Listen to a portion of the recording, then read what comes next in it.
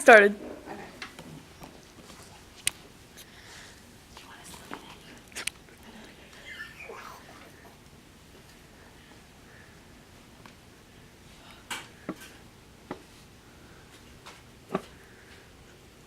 Well, Michael, what's on your head? We can take the white stuff out. Bobcat. Oh, Yeah, Bobcat. He worships in his sign. okay. Are you ready? Okay. Competitive children's activities, also known as youth sports, is defined by Wikipedia as any sporting event that competitors are younger than adult age with children or adolescents. Youth sport includes sport at primary and secondary level, as well as sport played outside the education system, whether informal or organized. Youth sports have evolved greatly since they first started in the late 19th century. The once leisure weekend time spent gardening with the kids playing outside, playing kickball in the yard, doing fun things like that, are now spent in the hot heat playing ball every weekend. We're always going, hoping little Johnny hits home runs all weekend, hoping to be in an early 8th grade commitment to a college of his choice. No amount of money is too big or too small for little Johnny because he's really going to go somewhere with his baseball career. Let's also think about little Jill, whose softball career is on the rise as well. Her family is going to travel across country to California for a World Series because, after all, only elite travel leagues get college scholarships. What happened to the days of sports for fun? Did the lust for money ruin it? Have the parents ruined it with their quest to live through the eyes of their children? Or do children just love the sport that much? School sports have been around almost as long as mandatory schooling has been. Mandatory schooling began in Massachusetts in 1852, and the final state, Mississippi, followed suit in 1917. The first school athletic league for boys only began in 1903 at New York City's public school. There was no pay to play, and all children, actually all boys, could play. According to Hillary Levy Friedman of The Atlantic, the league was important in teaching the American values of cooperation, hard work, and how to respect authority. By 1910, 17 other cities had formed their own teams as well, but then the Depression hit. During the Depression, many teams suffered financial loss and could no longer keep going, so the poorer children lost opportunities. At the same time, pay-to-play athletic leagues were forming. Pop Warner football first began in 1929, and the Little League baseball first began in 1939, holding its first World Series in 1949. By 1959, Little League baseball had sponsored 5,000 leagues with multiple rosters between 15 and 20 boys. With fee-based programs, elementary schools no longer sponsored their own leagues. It became more difficult to maintain a program for free due to donations coming into sponsors for school programs, thus leaving the poor behind. By 1960, college admissions were in a competitive frenzy, with parents realizing their children may not get into the top facility given their class background. Your sports were to become key to the admissions. By 1990, parents had become more competitive, being aware of the stakes to get into a named college. This began the boom in travel sports.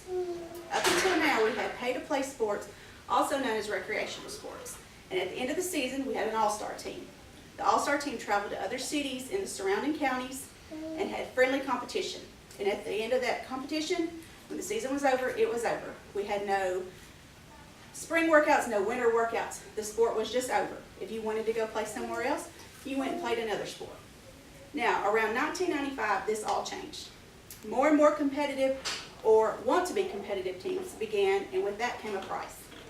By 2013, some travel teams just starting out were asking for a minimum of $150 for a child to play.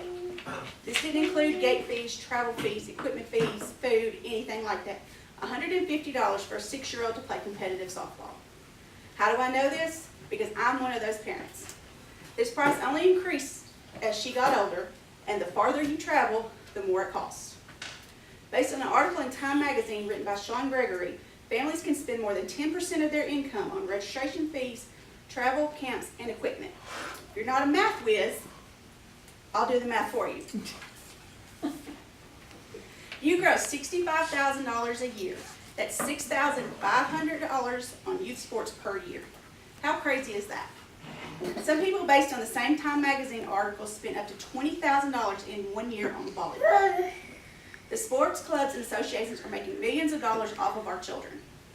Gregory explained that in 2015, the United States Specialty Sports Association, also known as UTRIP, which is a nonprofit with a 501c status, generated $13.7 million in revenue.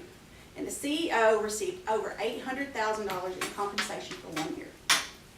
Millions of dollars on our children. Can you believe this? Gregory also found that in 2016, a study published in the Journal of Family Relations, Travis Dortch and his colleagues found that the more money families pour into youth sports, the more pressure their kids feel and the less enjoyment and commitment they feel for the sport. In 2018, half of low-income children were less likely to play a large amount of sports compared to those children whose parents made at least $100,000 a year. Not because they weren't good enough, but they couldn't afford it. We've entered the world now, if you have money, your kid can play. No matter how athletic or non-athletic your child is, the coach will happily take your money. The non-athletic kids then go on to school ball, and mommy and daddy become upset because their kid's not getting to play. This kid's playing over my kid. My kid played travel ball. My kid's older. I've coached all my life. My other kid's a beast.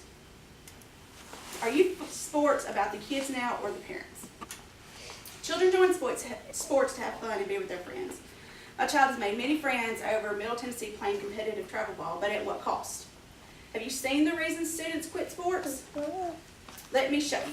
This is a chart that I found in an article called Hey Dada Dada Swing by Carl Garcia and Bruce Kelly on ESPN.com. For boys and girls, the number one reason for quitting a sport is because they were not having fun. Our definition of fun and a child's definition of fun is not the same thing. Number two with boys and number three with girls is sports injuries. An injury can happen in a split second and can end a student and even a professional athlete's career.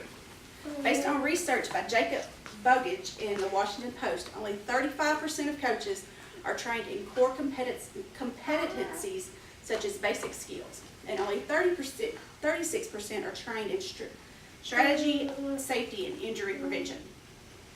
These are the people we leave our children with 3 to 7 days a week to help them get better. Stanford Children's Health states that more than 3.5 million children ages 14 and younger get hurt annually playing sports and participating in recreational activities, which cost lost time from the activity each year. All types of sports have the potential for injury, but is your child's coach trained to handle those injuries and prevent them? So, is it for the love of the game? I've yet to find anything that says children just love sports that much. Youth sports has become a $15 billion industry, according to Sean Gregory of Time magazine. The sport is full of greed and lackluster parenting, myself included. The industry is just looking for the next best thing to make their program shine, and parents are willing to do and pay whatever they can and cannot perform to make sure their child is the next best thing. In the words of former NBA player and author of 3 books on youth sports, Bob Bigelow, when you let adults hijack youth sports, their priorities are going to take the place of what kids want.